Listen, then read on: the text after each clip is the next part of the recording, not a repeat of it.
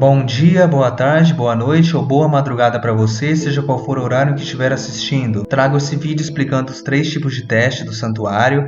E sim, esse vídeo terá spoilers, mas caso você não queira ver spoilers, saiba que hoje mesmo eu já soltei um vídeo sem spoiler nenhum, em que contei o porquê o primeiro teste da Emília foi diferente do primeiro teste do Subaru. Eu expliquei por que o Subaru ele teve que vivenciar o passado novamente, enquanto a Emília apenas teve que observar. Expliquei detalhadamente os tipos de arrependimento de cada um e o porquê que isso influenciou no tipo de teste.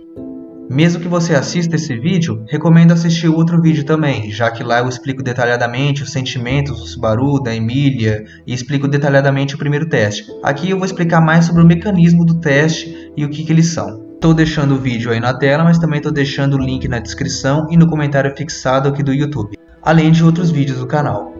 Então, sem mais enrolação, vamos ao tema do vídeo.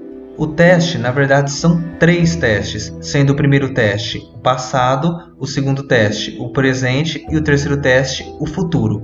Os lemas deles são: o primeiro teste é encarar o passado, o segundo teste é encarar um presente que não deveria existir e o terceiro teste é encarar uma catástrofe que eventualmente ocorrerá. A Equidna consegue entrar na mente das pessoas, visualizar suas memórias e, através dessas memórias, criar um outro mundo imaginário, transferindo sua consciência e fazendo os indivíduos passar por testes. O primeiro teste, como é sobre encarar o passado, certamente você terá que encarar o passado e um arrependimento. O arrependimento é essencial nesse teste, pois, como a própria Equidna diz no volume 10, as pessoas estão num constante aprendizado, se tornando mais sábias a cada dia. Logo, é normal que a pessoa de ontem tenha arrependimento do passado, a pessoa de hoje tenha arrependimento da pessoa de ontem e a pessoa de amanhã terá arrependimento da pessoa de hoje. A vida são um complexo de arrependimentos. As pessoas então preferem não pensar nos seus arrependimentos, ignorá-los e, consequentemente, ignorar o próprio passado, fugindo deles.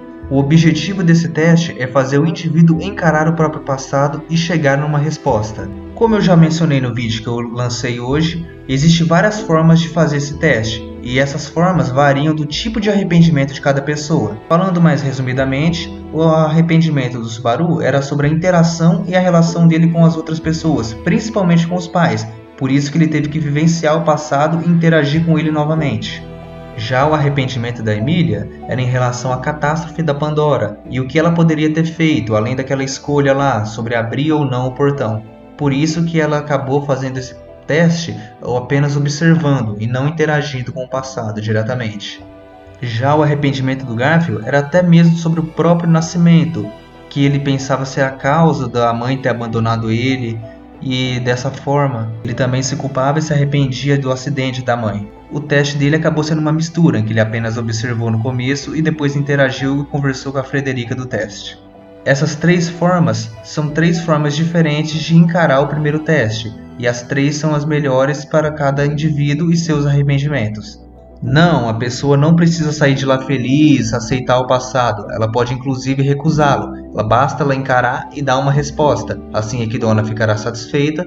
Sobre como a pessoa é aprovada nesse primeiro teste, basta ela encarar o passado e chegar em uma resposta. Não é necessário que a pessoa aceite o passado, não se arrependa.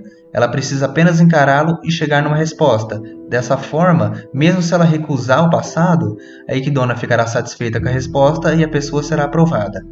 Dessa forma foi explicado pela própria Equidna no volume 10 para o Subaru no final do primeiro teste. É claro que os 3 exemplos de primeiro teste que a gente viu tiveram um final feliz em uma aceitação. Mas isso não significa que eles necessariamente poderiam ser assim. A própria Equidna, no final do primeiro teste da Emília, falou que apesar de não gostar da resposta dela, ainda era uma resposta. Então, adiante, vamos para o segundo teste, que é encarar um presente que não deveria existir. Nesse passo, o segundo teste do Subaru acabou sendo desumano.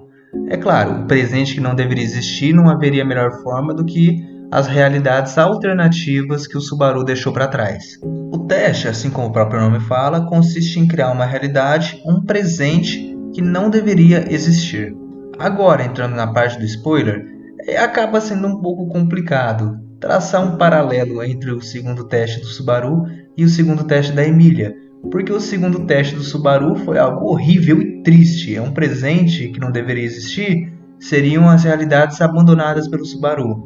enquanto o segundo teste da Emília foi feliz. Claro, não vou ser hipócrita falar que é uma coisa feliz na sua essência, é algo horrível até. Mas se você pegar a parte superficial, o que a Emília teve que encarar, é algo até muito mais feliz comparado com o Subaru. A Emília, dessa vez, ela não sabia que era um teste, ela acabou vivenciando igual o Subaru no primeiro teste, ela acabou vivenciando uma realidade sem saber que estava sendo testada, achando que aquela realidade era a real. O teste da Emília foi basicamente viver um presente, uma realidade alternativa, onde a Fortuna e o Gil estavam bem, eles viviam felizes juntos. Inclusive o Art estava vivo e feliz também nessa realidade. A Emília já estava mais crescidinha, devia ter uns 14, 15 anos. Ela estava convivendo com a Fortuna, feliz da vida. A Fortuna fazia os afazeres de mãe para ela, arrumava o cabelo, assim como uma mãe e filha. E o Gil continuava o culto da bruxa, visitava elas esporadicamente. E, inclusive, nessa realidade, o Gil, a Fortuna e a Emília, eles vão fazer um piquenique juntos. Aí vai ter uma interação, a Emília vai tentar juntar os dois, porque os dois são bem tímidos assim, e ela vai tentar juntar os dois para formar um casal. Aí depois vai ter uma interação com o Art desse teste. O Art ela sempre tratou como um irmão mais velho e ela pôde admitir nesse teste tudo. E era uma realidade em que ela estava vivendo muito feliz. E isso acaba sendo triste, claro, no sentido de que era uma realidade falsa.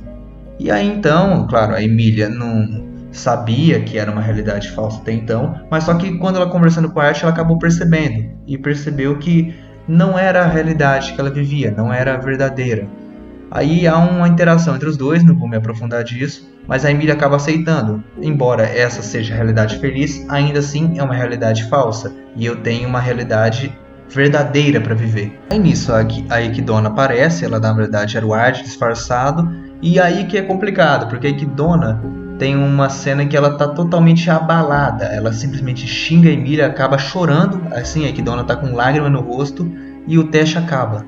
Nisso podemos ver dois tipos de provação nesse segundo teste. O presente que não deveria existir da Emília, que era um presente que não deveria existir feliz, onde a Fortuna e o Art estavam vivos e o Gil não tinha enlouquecido, e ambos estavam vivendo felizes junto com ela. E ela acabou a passando nesse teste quando ela acabou aceitando a realidade como ela é e não vivendo nesse presente que não deveria existir.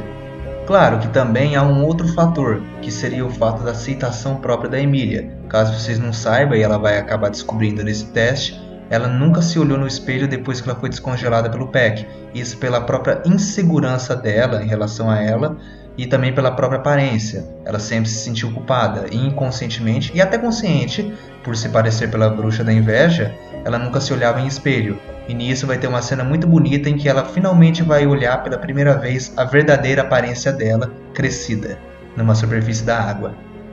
Vai ser uma cena bem bonita e espero que seja muito bem adaptada. Mas o que esse segundo teste consistiu então para a aprovação da Emília foi a aceitação própria e a aceitação da realidade que ela vive, recusando-se então à realidade alternativa feliz. Já o segundo teste do Subaru, o presente que não deveria existir dele, foi bem mais sôfrego e bem mais infeliz. É um outro tipo de teste. Claro, não dá para culpar a Emília nem o Subaru por isso. São tipos de presentes diferentes, são realidades em que ambos poderiam viver. E é por isso que essas duas formas são apresentadas nesse teste. Infelizmente, o Subaru teve azar. Então vocês podem acabar me perguntando, o Subaru ele acabou passando no teste no final das contas? E como é a aprovação nesse segundo teste para o Subaru? Pois bem, confesso que eu procurei e não achei uma resposta oficial assim do autor, então acho que cabe apenas interpretações. Claro que pode existir essa resposta e eu acabei não encontrando.